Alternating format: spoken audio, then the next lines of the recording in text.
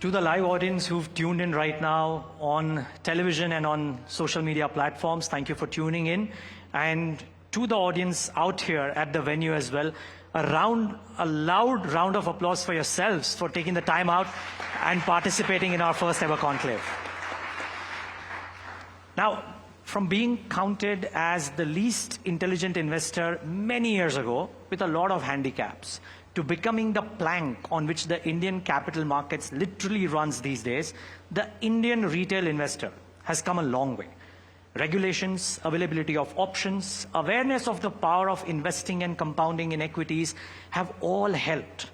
The question is, can the next 25 or 35 years be as dramatic in terms of a shift as the last 25 have been, and arguably the last 5 years have been? And what do capital markets have in store for the Indian investor in 2025? As Alex said, even the veterans are asking, kya lagta hai? So let's try and answer those questions, all of them, over the next 30 minutes, with the panel starting from my left, Mr. Riddham Desai of Morgan Stanley, Mr. Dinesh Thakkar of Angel One, and Mr. Ashish Chauhan of NSE. Gentlemen, all three of you, thank you so much for joining in.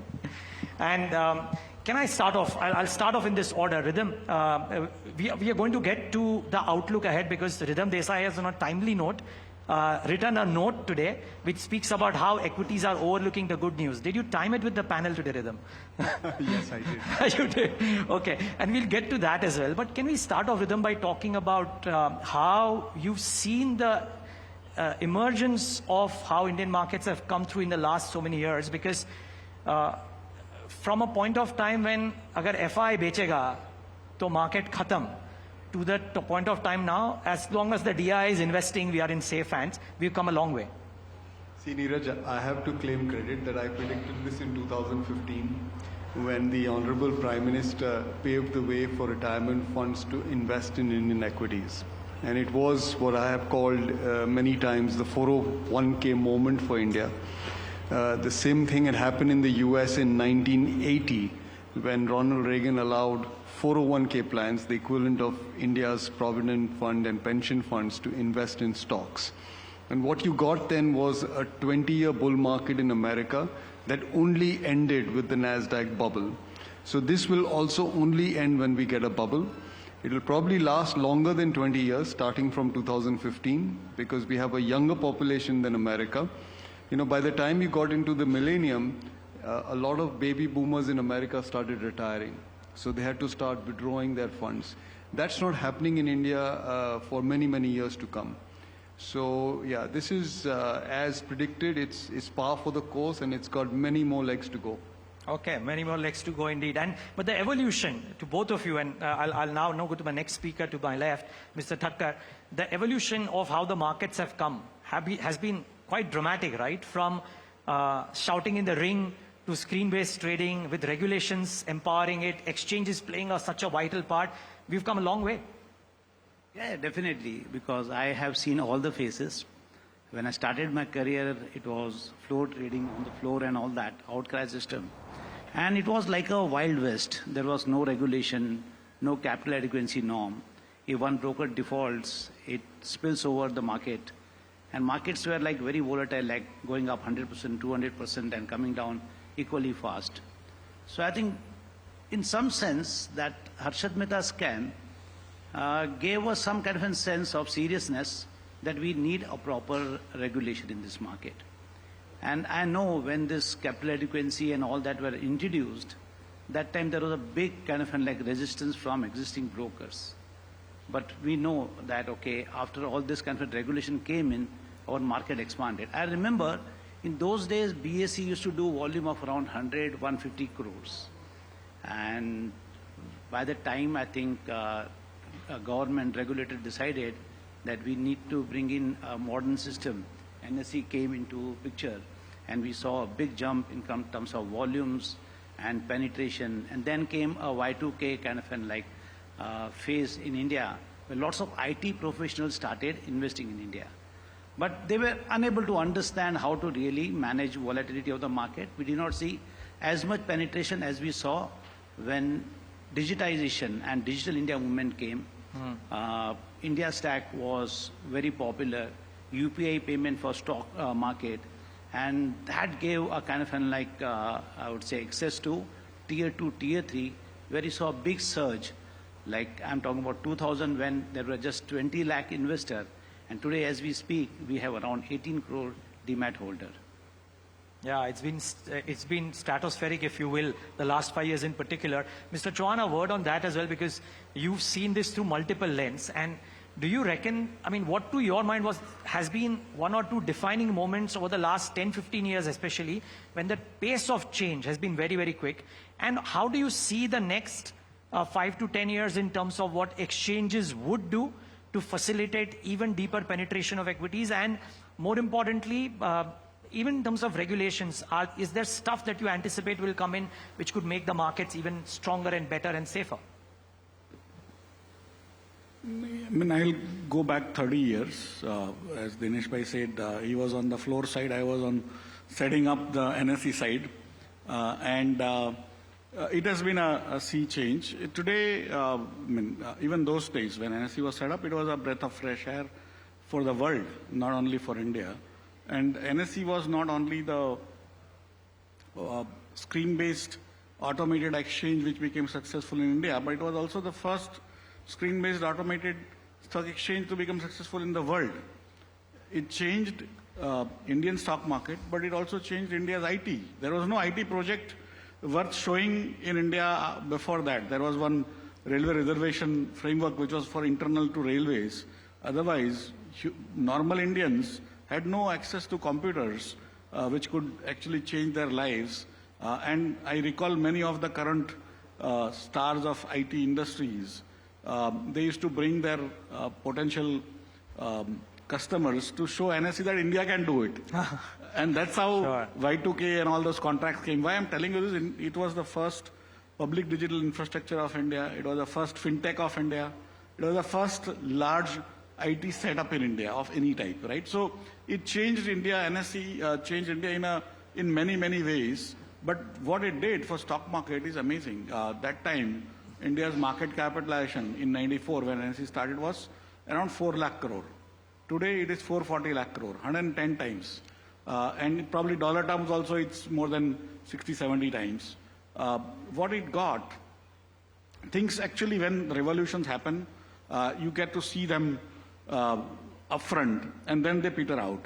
When evolutions happen, they happen slowly, but then suddenly they become fast. You know, they gather pace after some minimum critical mass is obtained. Sure. And that's what India's stock markets have happened because of NSE. That I think we can give a lot of credit to NSE in terms of automating things, in terms of the trading part, trading, clearing, settlement, risk management, ensuring the defaults don't happen and stuff.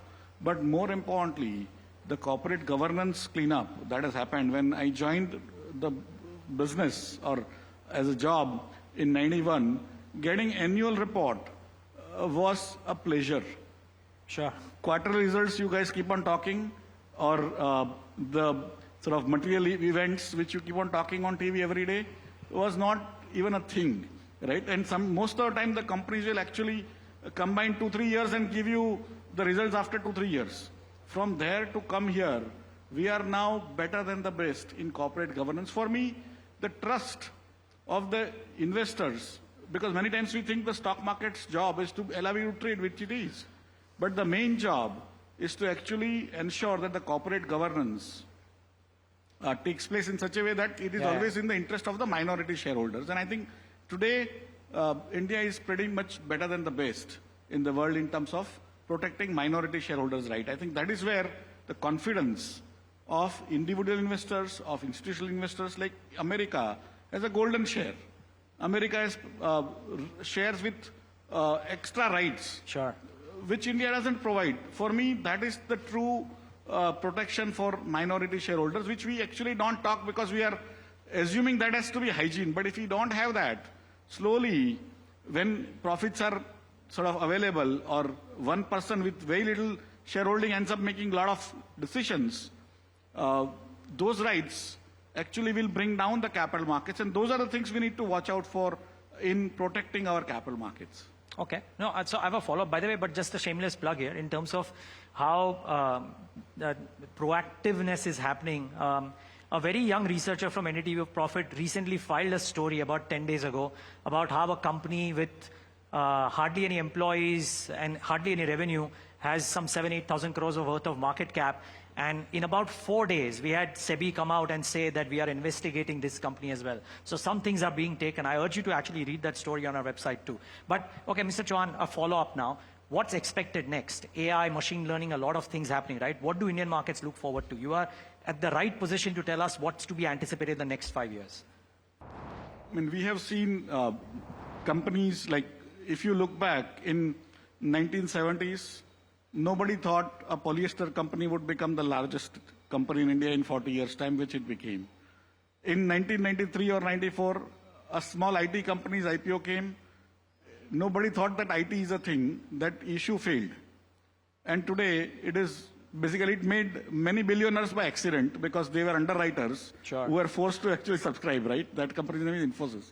So, and then pharmaceuticals, Sun Pharma, Kotak Bank. You have seen the waves of newer and newer companies. Today, you have Swiggy and Zomato and Nykaa and so many more who have come, right? So for me, it is, as an exchange infrastructure provider, our job is to allow Sachin Tendulkar to also come, and then later on Virat Kohli, and then later on Rohit Sharma, and then Surya Yadav. We need to provide continuously good grounds, fair umpires, good facilities for people. That is what our job is. And as and when things keep on changing faster, the newer technologies will come, newer companies which will take advantage of that technology, that will keep on coming. And of course, the wealth gets created by newer technologies. So for me, whatever you say about AI or drones or 3D printing or newer sort of things which will come on top of that, exoskeletons and all,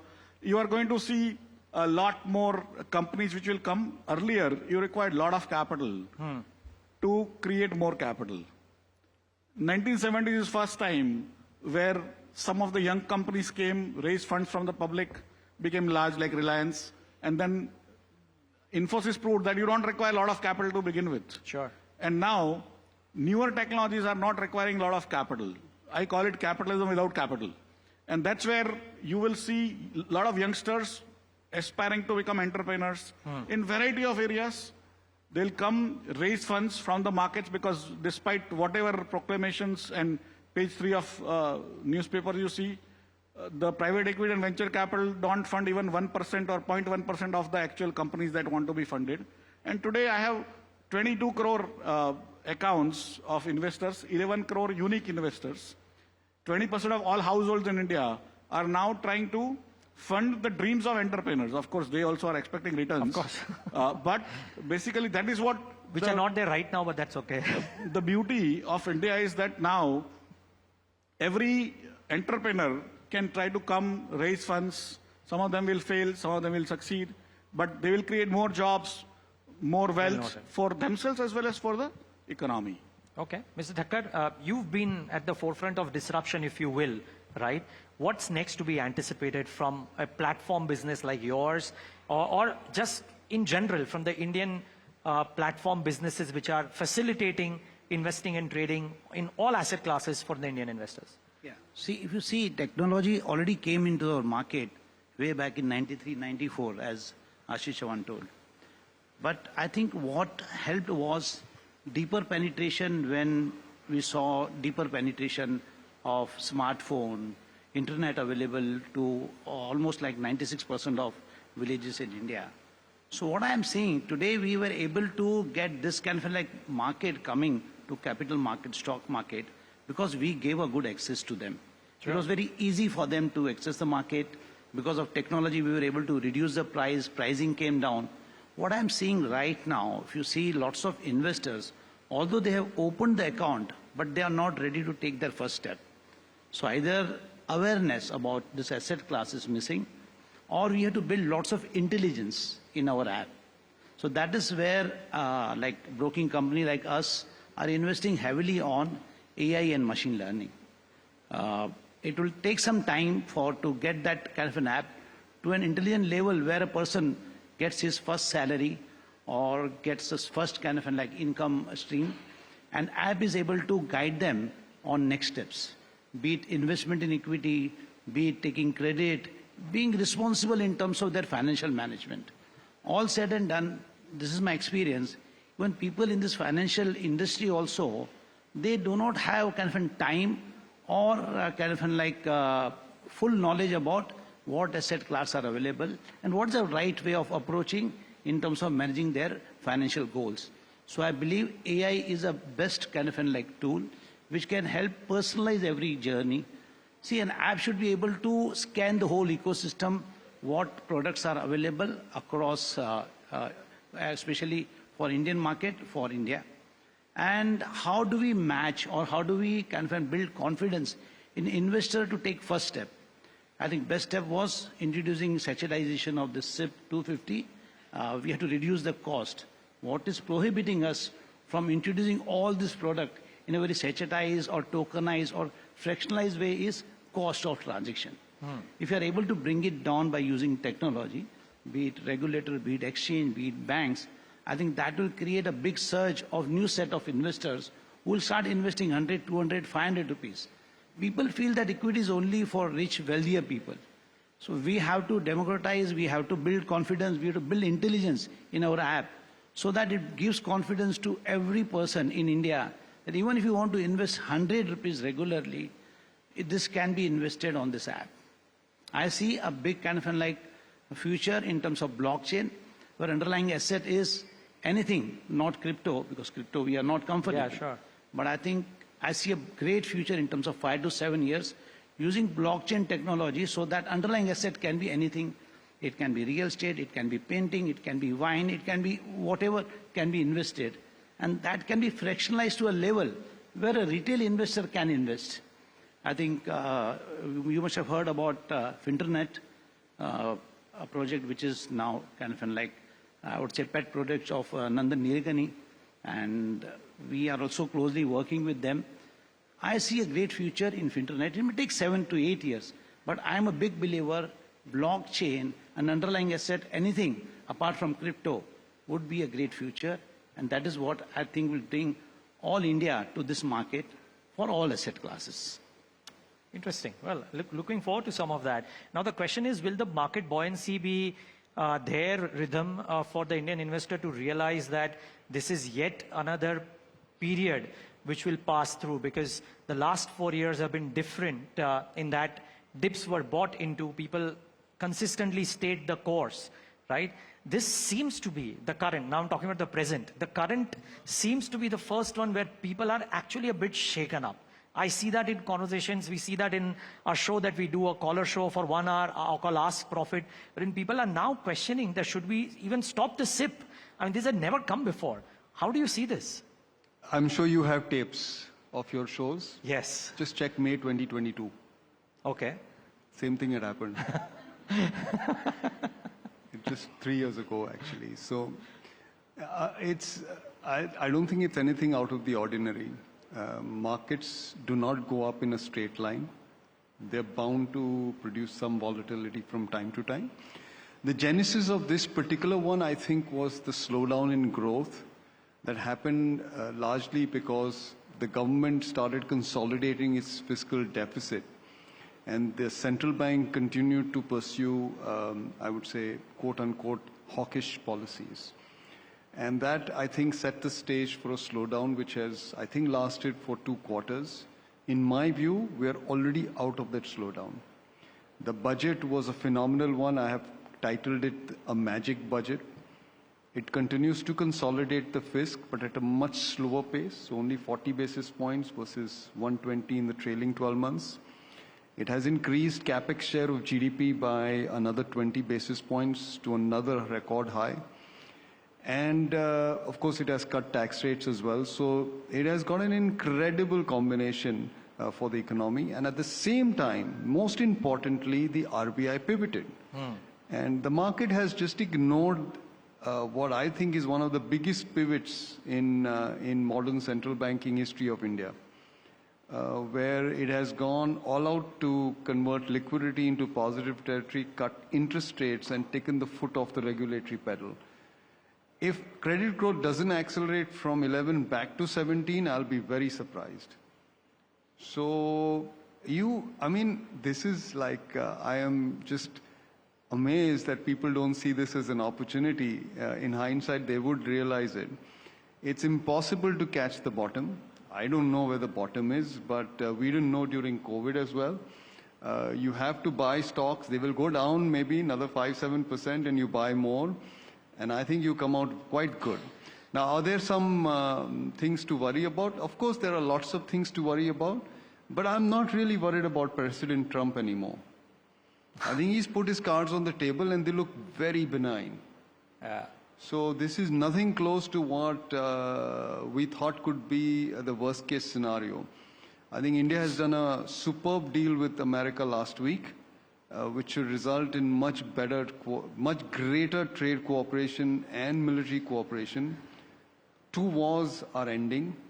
A third one is being taken off the table.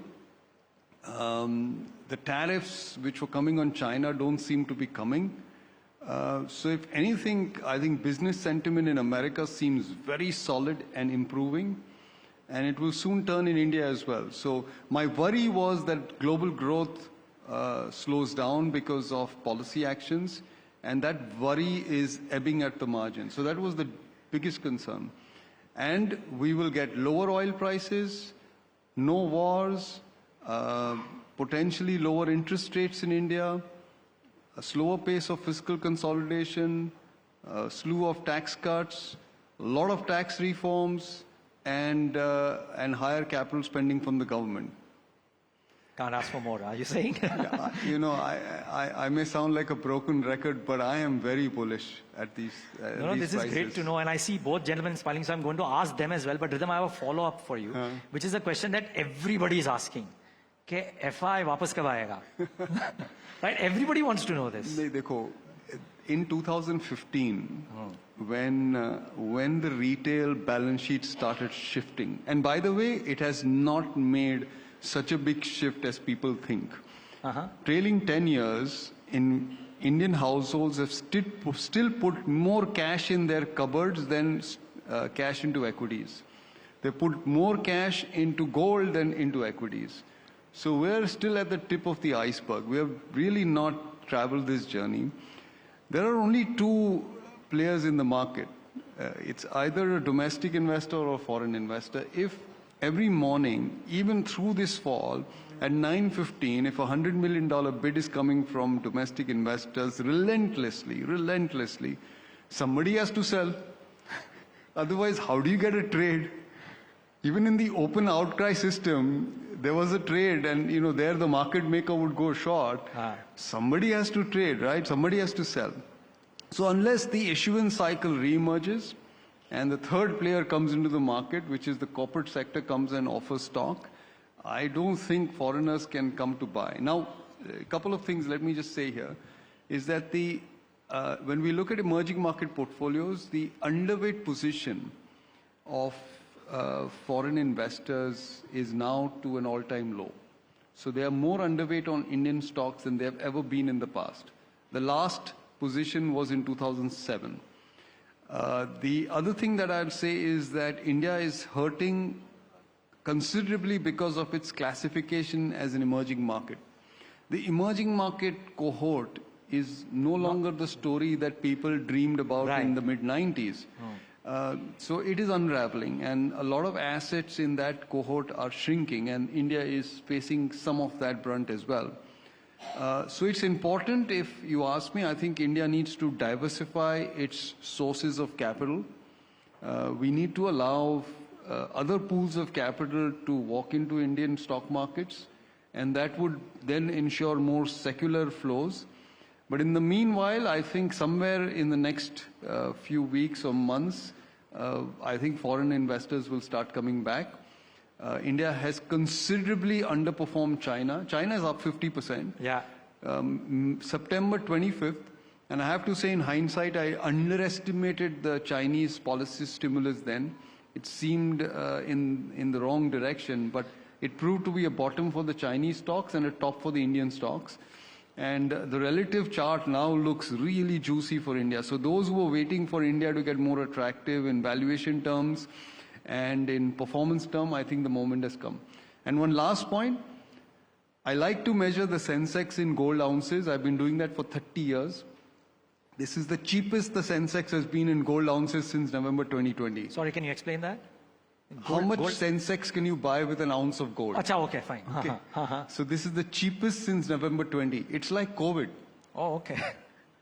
Okay. So people like to measure the Sensex in earnings term, in INR terms, in dollar terms. I like to also measure it in terms of gold ounces. So Interesting. This is the cheapest it has been in 4.5 years. Wow. Okay. Well, two gentlemen are smiling with that. So, Mr. Thakkar, you've been smiling and wanting to come in twice. You want to add a point here? Yeah. See, I have seen this market in terms of retail perspective. You have seen in terms of institution, they are far more knowledgeable. But retail are very emotional and sentimental. When a market crashes, next day call comes from customer, abhi kaun trade karega? And I remember in 2000 when this dot-com bubble happened, and SIP used to be like around 150, 200 crores per month. And dot-com bubble happened, everybody told that now nobody is going to invest in equity. And today as we speak, a SIP book is like running at the rate of 24,000, 25,000 per month. So what I'm saying, till that time, like fundamentals are good, retail would get lured towards volatility, market momentum and all that. But we know fundamental of the country is good. And every year we will see progressive, there will be some kind of a growth in corporate earning. And we are seeing inflation has been controlled. So retail investor is going to come back in a big way. And if you look at, as you said, can we see this next 20 years as shining or as lucrative as it was past 25 years? In fact, I feel it would be better than that. Because that time India was building in terms of infrastructure, in terms of digitization, in terms of, even if you see, demography also was not favorable. Today, every household has more earning member than what used to be previously. Now, if I fast forward for next 20 years, India would be having highest working population. So all this population who are earning would have no other way but to invest their saving in equity. Now, if we talk about today's median age, which is around 28, 29, that means people have just, this young population I'm talking about, have just started earning. And next 20 years also, Indian median age would be just 40, which is almost not even like, it is just closer to developed countries. So I think we are yet to see that phase where India, where it is, will go to that developed status. And that is where a serious relationship of family starts with equity, saving, long-term goals and all that. I feel that we are going to see far more better momentum and better phase than what we saw in past 20 years. Wow. Okay. Mr. Chauhan, last word to you. And I'm asking you to wear a different hat. We have a world-class exchange system. We have world-class brokerages. We have world-class apps to trade. Would love to understand your view next 15 years. We have two bullish views out here. I'm asking you to wear a different hat than the head of the NSE exchange and tell us what do you think about it. As an NSE head, I usually have no view on whether market goes up Completely. or down. I'm not asking you for the markets. But, I'm just asking how do you see as a person who has observed and also thinks about future, for me, the technology is the only change that creates wealth. Technology brings change, and that actually change brings wealth. Technology waves used to come very slow earlier, so we didn't realize that technology was the change. And technology waves used to come so slow that the wealth also used to be created slowly. Last 30, 40 years, first time in human history we saw in one single generation a full technology play from sort of computer not being there to computer being almost everywhere. And the next layer of technology changes are going to be even faster. So the wealth that is created in last 30, 40 years is way beyond what was created in, say, last 100, 200 years because of that faster change. But the changes are coming so fast that next 30, 40 years will create even more wealth than what was created in, say, last 10,000 years. And it happened in very many periods like Industrial Revolution in Europe and all. And this next 30, 40 years, who creates that wealth is young population. Because they understand new technology, they adapt to it. And basis that, they create new wealth. Of course, that economy had to have a capital. Today, technology doesn't even require new capital to be invested. So if you look at Japan, it's old. China suddenly became old. India, young and technology oriented. Europe is old. America will become old if they don't import people, right? So effectively, India is in a great position to take advantage of that technological waves and the wealth that comes with that, right? So 17% of young population, means 70% of world population, 20% of young population. If they create 25, 30% of the next wealth that gets created, India will have a chance to become rich before it becomes old in next 30, 40 years. Cross fingers. And America, well, if it has to import people, then that also puts India in a great place, I would reckon. But I think we have time for maybe one or two questions if the audience has questions. So, Alex, Mahima, do we have any questions from the audience? Where's Mahima? Yeah, thanks a lot, Parag here. Okay, we have one question here, yes. Sir. So my question is for Ridham. So while I completely agree on these two fronts, that government has started a bit in terms of giving a consumption boost in the budget, and RBI has done a lot in terms of providing adequate liquidity, and those are the foundations of a good growth journey, which we might see after 2-3 quarters. The results might be visible after 2-3 quarters. The only thing which keeps me worrying is US inflation.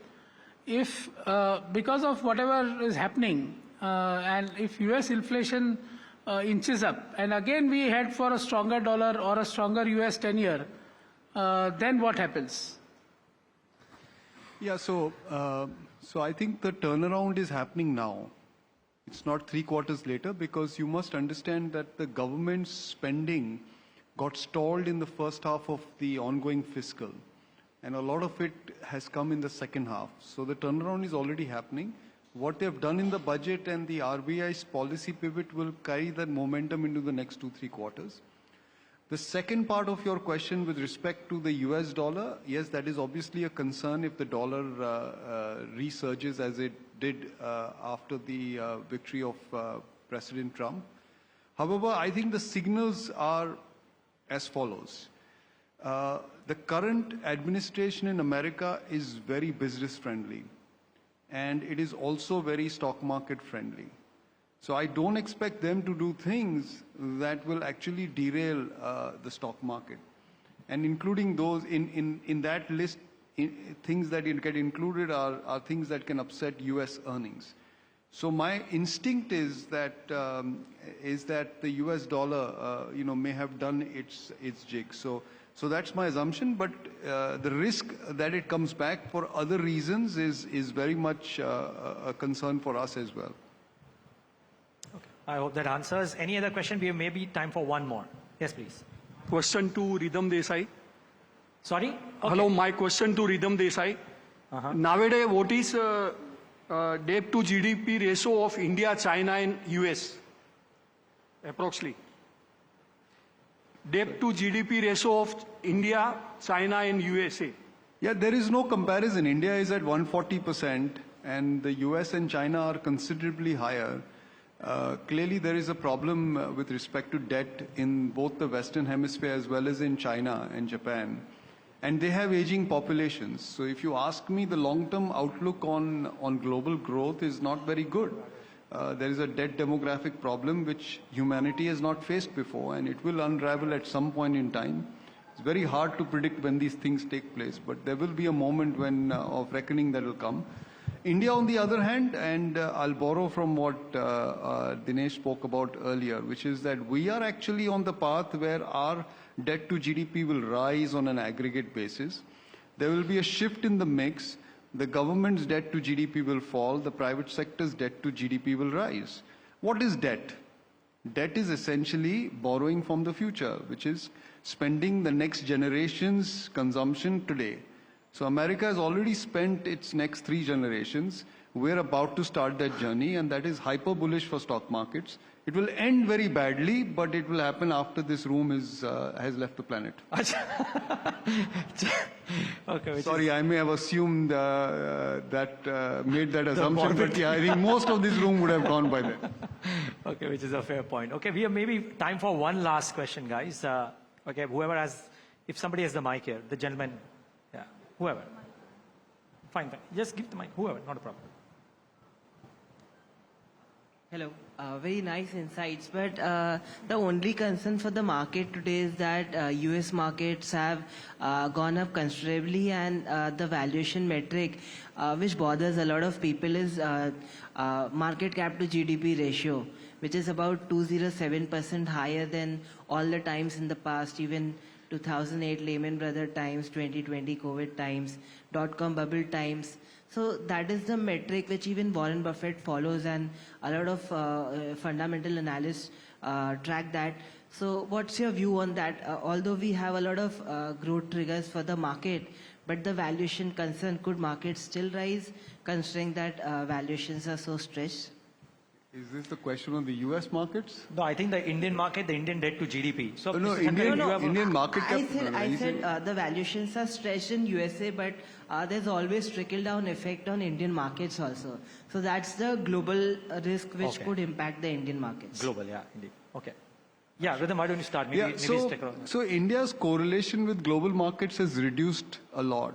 And there are fundamental reasons for that, and we don't have time for me to go through all those reasons. But in technical terms, the beta, the relative sensitivity of Indian stocks to the world is now down to 0.4. It used to be 1.3.